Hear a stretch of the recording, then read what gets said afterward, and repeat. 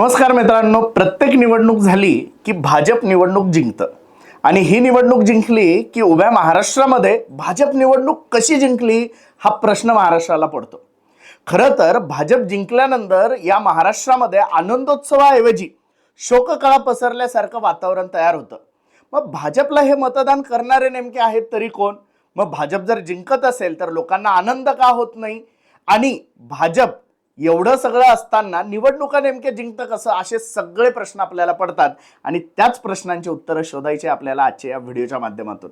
चला तर मित्रांनो सुरू करूया. नमस्कार, मी डॉक्टर महेश. आपण बघत आहात गोष्ट छोटी पण डोंगरा एवढी. तर मित्रांनो, तुम्हालाही प्रश्न पडतच असेल की यार भाजपच्या विरोधात खूप लोक बोलतात, भाजप निवडून येऊ नये असं बरेच जण विचार मांडतात, भाजपबद्दल बरीच निगेटिव्हिटी समाजामध्ये असते, पण भाजप निवडणुका जिंकतं. ते कसं जिंकतं तर ते समजून घेऊ. सगळ्यात पहिला मुद्दा जर आपण भाजपबद्दल जर विचार केला तर तो असा आहे की भाजप निवडणुकीला एखाद्या युद्धासारखं उतरतं. म्हणजे निवडणुका आणि युद्ध भाजपने सारखंच करून ठेवलंय आणि म्हणतात ना, युद्धात आणि प्रेमात सगळं माप असतं. तसंच भाजपसाठी निवडणुकीमध्ये जिंकण्यासाठी सगळं काही माप आहे.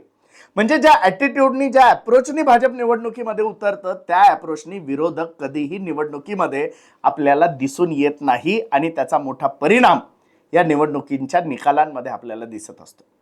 मग निवडणुकीसाठी युद्धासारखं जिंकणं म्हणजे सगळं काही साम दाम दंडभेद या सगळ्या गोष्टी वापरणं भाजपसाठी हे योग्य आहे. आणि बऱ्याचदा देवेंद्र फडणवीस यांनी भाजपच्या कार्यकर्त्यांना मार्गदर्शन करत असताना हे सांगितलेलंही आहे की आपल्याला जिंकायचं, मग ते कसंही असेल. आता दुसरा महत्वाचा मुद्दा काय आहे तर पर्याय. समजा मला भाजपला मतदान करायचं नाहीये तर माझ्याकडे पर्याय काय? तर भाजपने शांततेत अशी व्यवस्था केलेली आहे की भाजपच्या विरोधात जे मतदान आहे त्याला एका वेळी एक पर्याय न दिसता 4-5 पर्याय दिसतात. म्हणजे एकीकडे काँग्रेस आहे, दुसरीकडे उद्धव ठाकरे आणि राज ठाकरे यांचा गट महानगरपालिका निवडणुकीमध्ये होता, तिसरीकडे बहुजन वंचित आघाडी आहे, बरोबर ना, आणि त्याच्यानंतर चौथीकडे एमआयएम आहे. म्हणजे भाजपने काय केलंय, आम्हाला मतदान करणारे एक गठ्ठा पण आमच्या विरोधात मतदान करणाऱ्यांचे गट पाडलेले आहेत. म्हणजे खरं तर एमआयएम, वंचित बहुजन आघाडी, त्याच्यानंतर ठाकरे, काँग्रेस आणि शरद पवार यांचे राष्ट्रवादी, ह्या सगळ्यांच्या एकत्रित मतदानाची टक्केवारी जर बघितली तर ती अर्थात भाजपपेक्षा जास्त आहे, परंतु ते विभागले गेलेले आहे आणि इथेच भाजपच्या विजयाचं गणित बसलेलं असतं. म्हणजे कधी काळी मुस्लिम वर्ग हा भाजपच्या विरोधात म्हणजे काँग्रेसला मतदान करत होता, जे दलित बहुजन समाज होता हा भाजपच्या विरोधात काँग्रेसला मतदान करत होता, परंतु आता या सगळ्या मतदानाला विभाजल्या गेलेलं आहे आणि त्याच्यामुळे भाजपच्या निवडणुकीचे गणित बरोबर बसतात. आता तिसरा महत्वाचा मुद्दा म्हणजे भाजपने काय केलेलं आहे तर राष्ट्रभक्ती, राष्ट्रप्रेम आणि धर्म या 3 गोष्टींबद्दल भाजप इतकं परफेक्ट मांडणी करतं की याला ब्रेक करणं कुठल्याही विरोधी पक्षाला आजपर्यंत जमलेलं नाहीये. म्हणजे भाजपची ती राष्ट्रभक्ती असते आणि तुमची ते सगळा राष्ट्रद्रोह असतो. हे भाजपने इतकं परफेक्ट मुरवलेलं आहे की भाजपच्या विरोधात मतदान करणाऱ्यांना हे माहिती आहे की हे सगळा बोगसपणा आहे, परंतु भाजपच्या बाजूनी मतदान करणारे मात्र त्या मुद्द्यांवरती खूप चर्चा करताना आपल्याला दिसतात. म्हणजे ते अगदी बेंबीच्या देठापासून भाजपचं राष्ट्रप्रेम, राष्ट्रभक्ती या गोष्टी मांडताना आपण बघत असतो आणि त्याचा उपाय आजही विरोधी पक्षांकडे नाहीये. ही सगळ्यात महत्वाची गोष्ट भाजपच्या बाजूनी आहे. त्याच्या पुढे जर आपण बघितलं तर भाजप प्रत्येक निवडणूक एका मुद्द्यावर लढत नाही. म्हणजे भाजप लोकसभेला वेगळी असते, भाजप विधानसभेला वेगळी असते, भाजप स्थानिक स्वराज्य संस्थांच्या निवडणुकांमध्ये वेगळी असते. म्हणजे तिन्ही निवडणुकांमध्ये ते वेगवेगळे मुद्दे आणतात आणि एकीकडे विरोधकांचं काय असतं ते एकाच मुद्द्याला चिटकून बसलेले असतात. म्हणजे राहुल गांधी असेल आणि बाकीचे वंचित बहुजन आघाडी असेल, एमआयएम असेल, ते मागच्या 3 वर्षांपासून संविधान संविधान संविधान करत बोंबलताय. म्हणजे संविधानावरती भाजपला घेरण्याचा पुरेपूर प्रयत्न या सगळ्या विरोधकांनी केलेला होता, परंतु भाजप दरवेळी वेगवेगळे मुद्दे आणतं.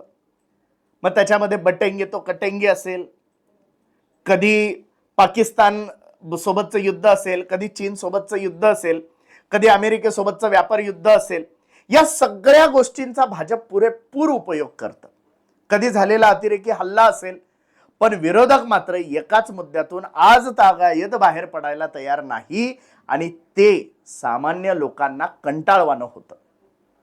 म्हणजे तो मुद्दा कितीही मोठा असला, किती खरा असला, म्हणजे संविधानाबद्दल जे विरोधक मुद्दा मांडताय तो अत्यंत महत्वाचा आहे आणि संविधान वाचलं तर देश वाचेल हे सगळ्यांना कळतंय, परंतु त्यावरती मतदान होताना आपल्याला दिसत नाहीये आणि त्याचा फायदा भाजपला होताना आपण बघतो. याच्या पुढची महत्वाची गोष्ट म्हणजे काय, जसं मी तुम्हाला सांगितलं, साम दाम दंडभेद. भाजप निवडणुका जिंकतं हे खरं आहे, परंतु ते लोक भाजपचे असतात का, हा मुद्दा खरं तर कळीचा आहे.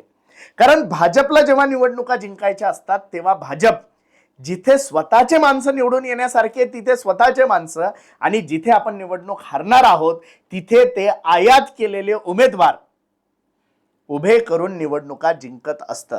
म्हणजे मुंबईमध्ये शिंदे गटाचे लोक फोडणे, ठाकरेंचे लोक फोडणे, राज ठाकरेंचे लोक फोडणे, उभ्या महाराष्ट्रामध्ये काँग्रेसचे लोक फोडणे, शरद पवारांचे लोक फोडणे, अक्षरशः शिंदे आणि अजित पवार त्यांच्या सोबत असताना त्यांची लोक फोडणे, परंतु निवडणूक जिंकणे म्हणजे माणूस कोणता याला महत्व नाहीये, चिन्ह कोणतं जिंकून येतंय याला भाजप महत्व देतं.